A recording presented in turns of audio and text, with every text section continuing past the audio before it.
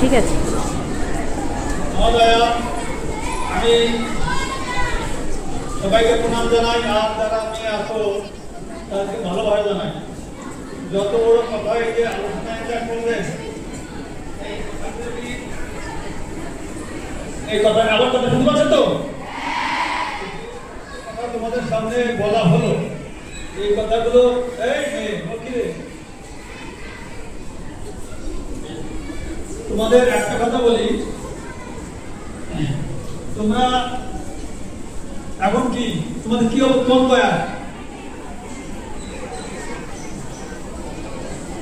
এটা এই মেয়েটা কি বলবো ঠিক না? ধানটা যখন আমরা লাগাই, লাগানোর পরে ধান পাকার আগে যদি ধানটাকে কেটে দেয় সেই ধান হবে?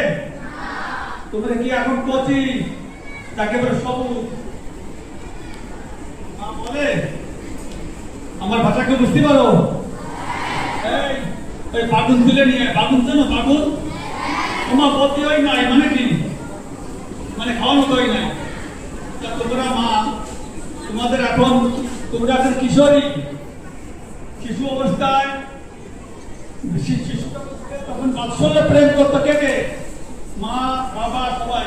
যখন তোমরা কিশোরী অবস্থার ভিতরে যখন চলে গেলে তখন বাবা আমরা খুঁজতো, বাবাও কিন্তু মেয়েকে কাছে নিয়ে শোবে না, হয় কি? কে সয়? মা সয়।